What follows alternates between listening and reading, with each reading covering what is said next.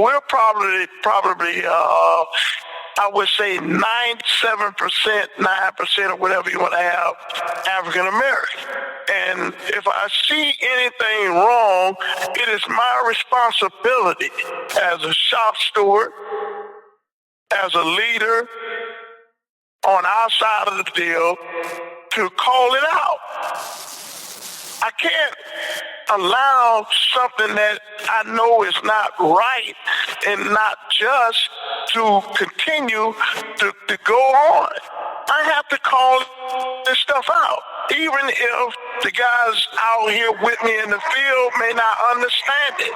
This is what is being an activist is all about.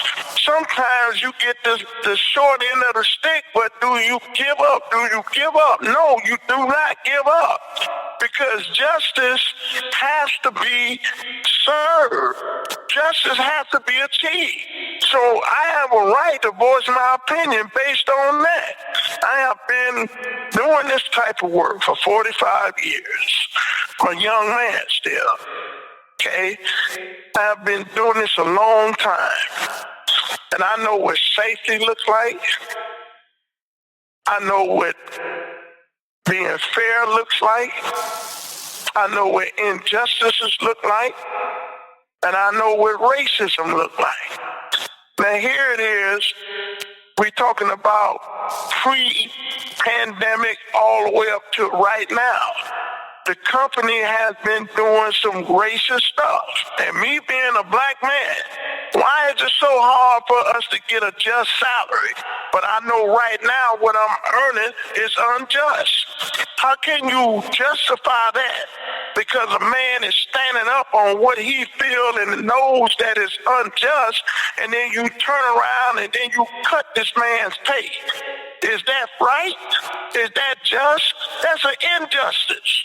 That's not justice. That's injustice. It's racist. And what they're doing, look, it's not going to shake me. It's just going to make me stronger. It's going to make me tougher. I have been born for this hour. This is what I have been trained for. Why should I not stand up when it's time to stand up?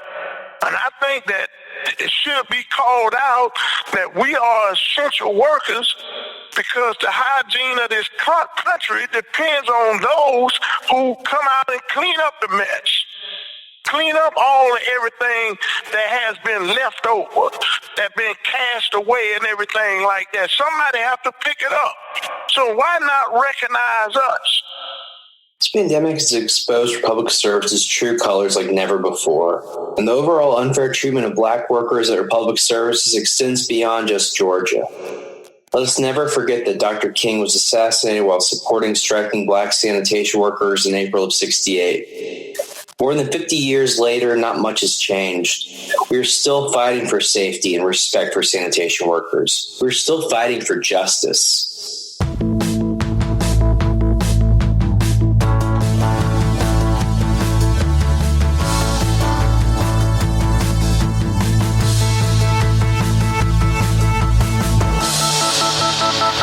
Safety issues continue to be a top worry for essential Teamsters on the job. Anjali DeGrasse, Deputy Director of the Teamsters Safety and Health Department, gives us an update on how to remain healthy on the job. Hi, and thank you for having me. Today, I'd like to talk a little bit about vulnerable populations as it relates to COVID-19. COVID-19 is a new disease, and there is limited information regarding risk factors for severe disease. Based on currently available information and clinical expertise, it is shown that older adults and people of any age who have serious underlying medical conditions may be at higher risk for severe illness from COVID-19. Based on what we know, those at high risk for severe illness from COVID-19 are people who are age 65 and older, people who live in a nursing home or long-term care facility, people of all ages with underlying medical conditions, particularly if not well controlled, including conditions such as chronic lung disease or moderate to severe asthma, people who have serious heart conditions conditions, people who are immunocompromised. Many conditions can cause a person to be immunocompromised, including cancer treatment, smoking, bone marrow or organ transplantation, immune deficiencies, poorly controlled HIV or AIDS, and prolonged use of corticosteroids and other immune weakening medications. Further, folks with underlying medical conditions who are at risk include people with severe obesity or body mass index of 40 or higher, people with diabetes, people with chronic kidney disease undergoing dialysis, and people with liver disease. According to the CDC, you can reduce your risk of getting sick with COVID-19 by taking several steps.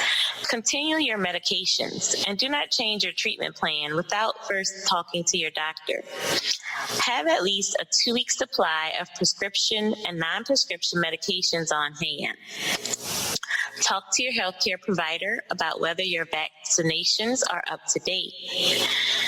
Do not delay getting emergency care for your underlying condition because of COVID-19. Emergency departments have contingency infection prevention plans to protect you from getting COVID-19 if you need care for your underlying condition.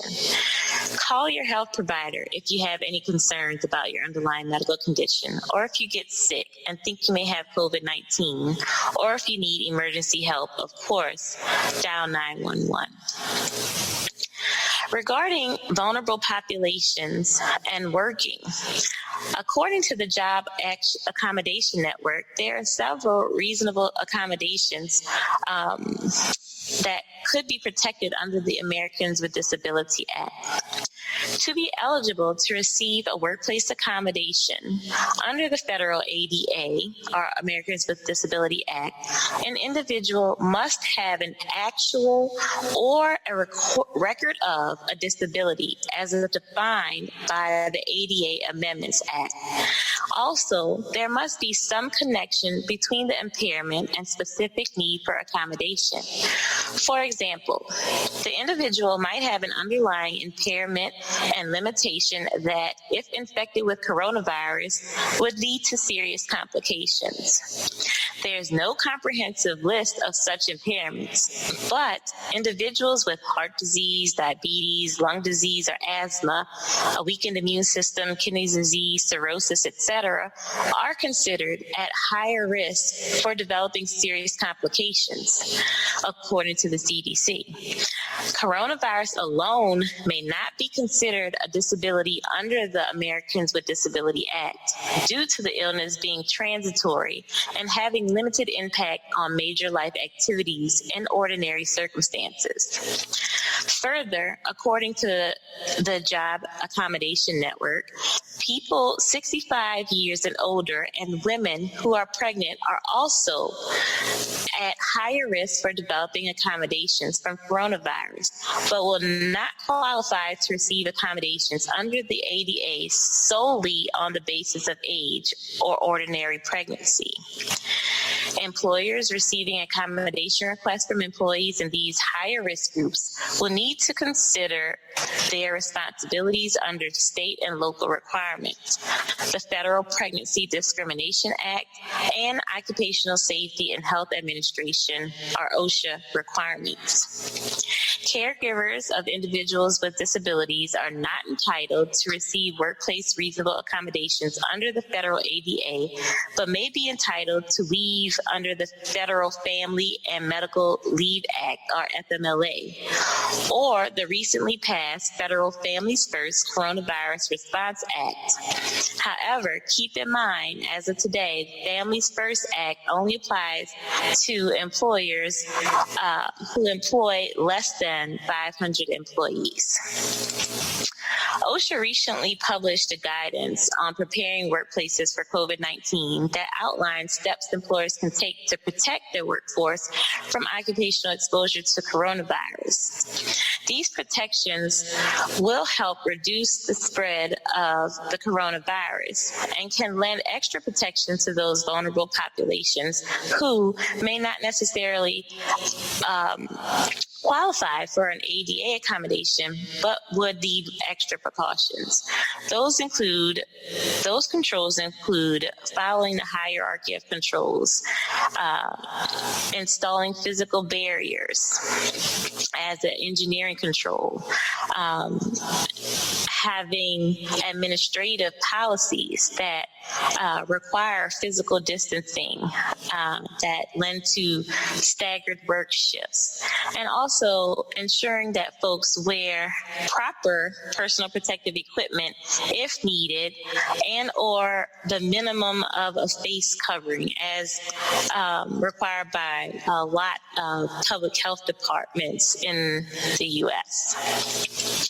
The CDC is also recommending that employers measure employee temperatures and assess symptoms prior to them starting work. While temperature screening is not 100% effective at all because they are asymptomatic carriers, it is one tool that an employer can use to help reduce the number of folks who are displaying symptoms from entering the workplace and potentially infecting other folks. Ideally, temperature checks should happen before the individual enters the facility.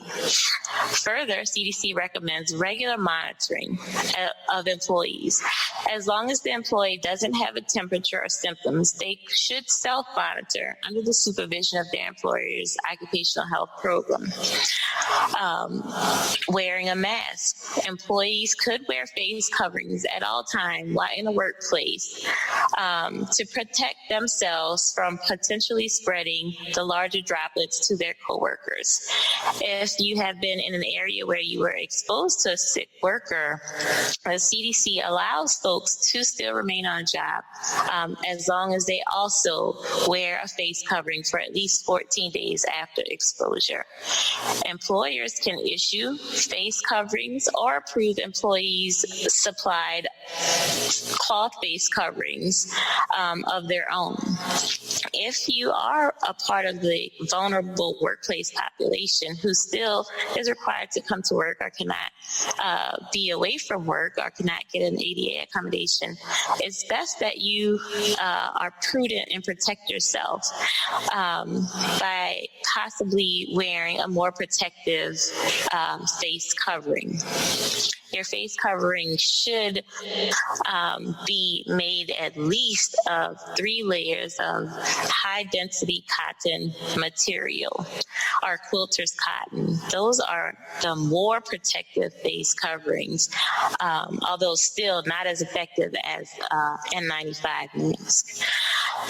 Also, physical distancing. Employers should ensure that their workstations are able to accommodate at least a 6-foot or 2-meter distance between workers to ensure proper physical distancing.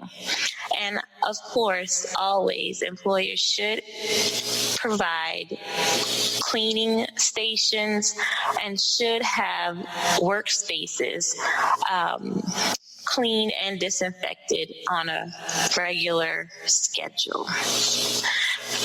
And that's all I have for you today. Thank you so much.